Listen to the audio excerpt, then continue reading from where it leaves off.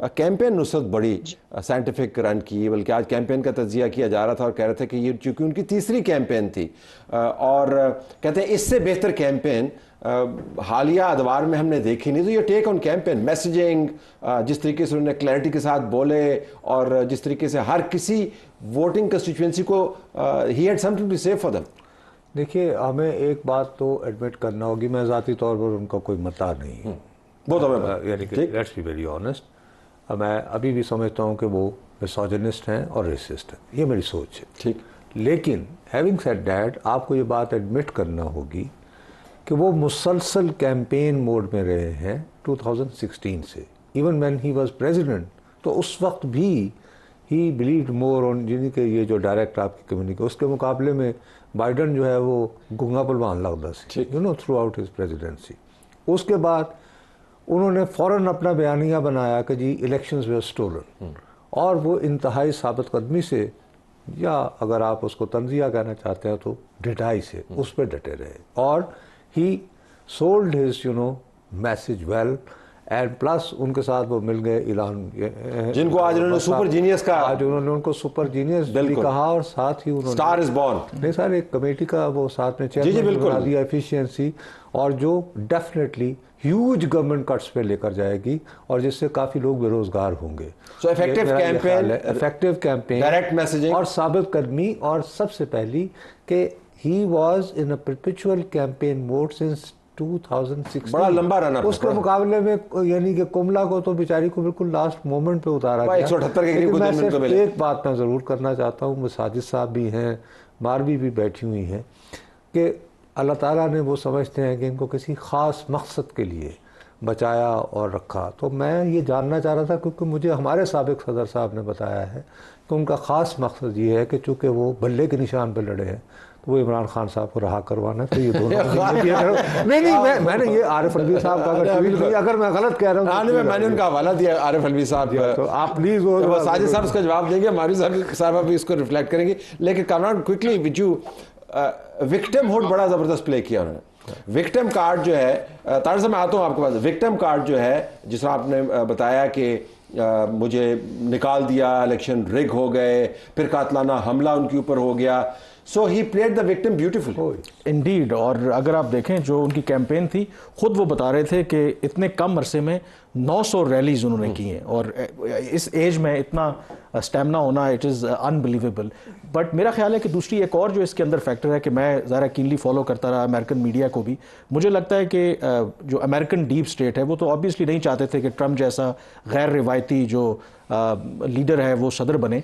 तो उधर अगर आप देखें तो वो मुसलसल जो रिपोर्टिंग कर रहे थे, जो पोलस्टर्स थे, वो जो फ़र्क दिखा रहे थे जी बड़ा कम फ़र्क है। और मैं 2-3 दिन पहले तारड़ साहब को सुन रहा था, तो वो भी बात वैसे ठीक है कि अब जब नताइज आए हैं, लगता है कि जो बेशतर वहाँ पर मीडिया था उनकी बदनीति थी, शायद ऑन ग्राउंड उनको चीज़ें पता थी, क्योंकि जब नताइज सामने आए हैं तो वो तो बिल्कुल क्लीन स्वीप है, कहीं भी वो नज़र नहीं आ रहे थे। तो आई थिंक और उसके अंदर फिर एक और जो दूसरा फैक्टर हमें नहीं भूलना चाहिए कि ज़ाहिर है कि उनकी एक अपनी अपील है, मसलन जो प्रेसिडेंशियल डिबेट जो एक ही हुई कामला हारिस के साथ, जिसमें उन्होंने कहा कि जो गैर कानूनी तारकीन वतन हैं वो अमेरिकन के जो पेट्स हैं, बिल्लियाँ, कुत्ते, वो ज़बह करके खा रहे हैं। हालांकि उस पर रिजॉइंडर्स और रिबटल्स कि ये बिल्कुल झूठी खबर है, लेकिन उसके बावजूद जो उनके सपोर्टर्स हैं वो उन पे बिलीव करते हैं। एंड मोर इम्पॉर्टेंटली वहाँ पर जो जैसे अब ऐसा नहीं है कि सिर्फ जो वाइट ने उनको वोट दिए हैं या जो ब्लैक्स ने जोली भर के वोट दिए हैं, लैटिनोज ने दिए हैं, हिस्पैनिक्स ने दिए हैं, और इसमें इफ आई क्विकली ऐड, मतलब कुछ अर्सा पहले मेरी एक बड़े इन्फ्लुएंशियल पाकिस्तानी अमेरिकन पाकिस्तान आए हुए थे,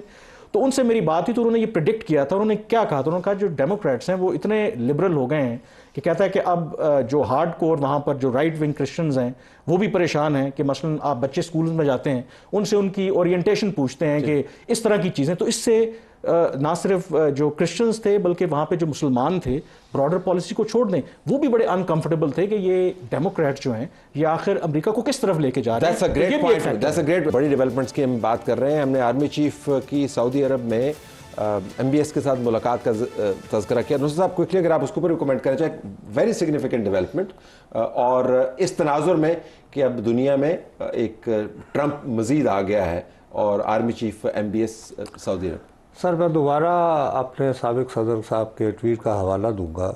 उन्होंने उसमें ये फरमाया है कि जनाब ट्रंप साहब आप जब से आपका ऐलान हुआ है आपकी विक्ट्री का, उसके बाद से dictators and would be dictators they are shivering, उनकी स्पाइन में उनकी कांप रहे हैं।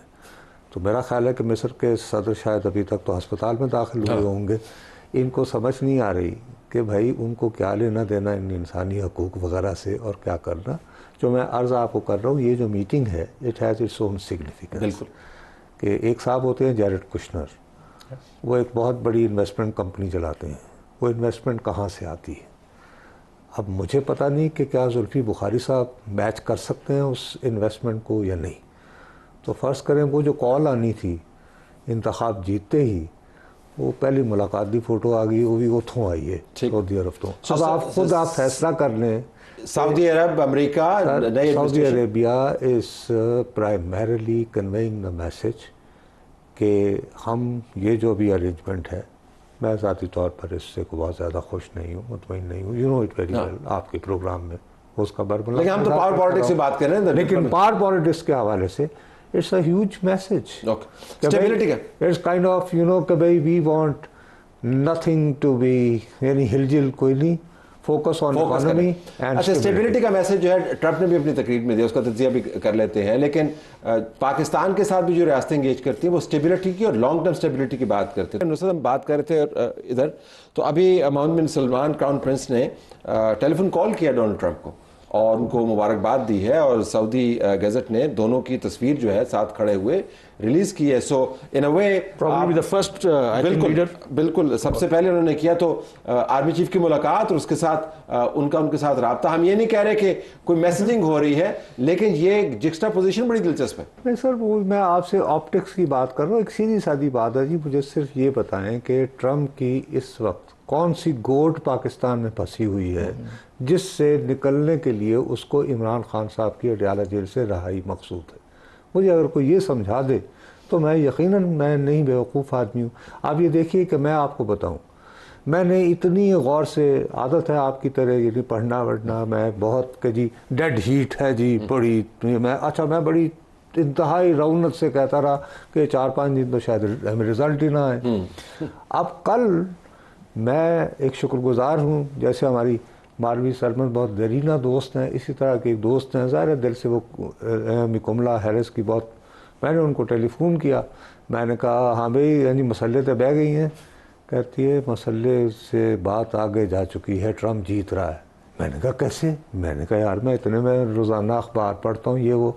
उन्होंने मुझे एक बेटिंग साइट पे जाने का मशवरा दिया, वहाँ पे $1 बिलियन जो थे वो ट्रंप के हमारे पे लग चुके थे। मैंने भी टीवी बंद कर दिया। मैंने वही फैसला किया, नहीं मैंने बखुदा उसके बाद ये फैसला किया कि इल्मो बस करी हो यार, आइंदा कभी भी अमेरिका की पॉलिटिक्स को समझना, देखो भी कि बैटिंग पे क्या है। ये बड़ा दिलचस्प आपने जिक्र किया, लेकिन कैंपेन वालों ने, ट्रंप की कैंपेन वालों ने ये बता दिया था कि हमारे यहाँ के 4 बजे तक कितने रिजल्ट्स आ चुके होंगे, 6 बजे तक कितने रिजल्ट्स आ चुके होंगे, and they got it right like सिर्फ 10 out of 10 almost. Exactly, I think. लेकिन इसमें जो चीज़ है ना, जो आपका सऊदी क्राउन प्रिंस की भी बात कर रहे थे, आई थिंक ये भी बात करनी चाहिए। हम सारी डिस्कशन हमारी वो इमरान खान के रिवॉल्व करती है, पाक यूएस रिलेशनशिप, ऑफ कोर्स उसका ब्रॉडर पर्सपेक्टिव भी है। उसमें जो एक चैलेंज जो पाकिस्तान के लिए आएगा, वैसे तो बहुत से चैलेंजेस हैं, कि अगर ये क्लोजनेस बढ़ेगी तो मेरा ये मानना है कि एक दफ़ा फिर जो ट्रंप हैं वो कोशिश करेंगे अब्राहम अकॉर्ड रिवाइव हो, जो अरब कंट्रीज़ हैं वो रिकग्नाइज़ करें इसराइल को। लास्ट टाइम भी आपको पता है कि पाकिस्तान के ऊपर दबाव आया था, तो ये पाकिस्तान के लिए कोई इतना आसान चैलेंज नहीं होगा। तो ये वो जो गोट की बात कर रहे थे, तो यहाँ पर आकर गोट फंस सकती है, क्योंकि सऊदी अरब या जो बड़े मुस्लिम ममालिक हैं वो चाहते हैं कि हम स्टेप लेने से पहले, पाकिस्तान दुनिया की, मुस्लिम दुनिया की वाहिद न्यूक्लियर ताकत है, कि पहले हम ज़रा स्टेप लें ताकि उधर भी उनके यहाँ माहौल बने। बावजूद इसके कि वहाँ पे बादशाहत है, लेकिन जो पब्लिक ओपिनियन है इवन आफ्टर गाज़ा, तो वो तो बिल्कुल भी हक में नहीं है कि आप चारों का बहुत शुक्रिया। नाज़रीन, ये जानना बड़ा ज़रूरी है कि पाकिस्तान तहरीक इंसाफ क्यों खुश है खाम खा, बावजूद इसके कि तमाम शवाहिद इस सिमत में इशारा कर रहे हैं कि दुनिया स्टेबल एडमिनिस्ट्रेशंस के साथ डील करना चाहती है, दुनिया अमेरिका में स्टेबल एडमिनिस्ट्रेशन देखना चाहती है, और अमेरिका दुनिया भर के अंदर अहम खित्तों में स्टेबल एडमिनिस्ट्रेशन देखना चाहता है। लेकिन पीटीआई क्यों खुश है, अगले हिस्से में।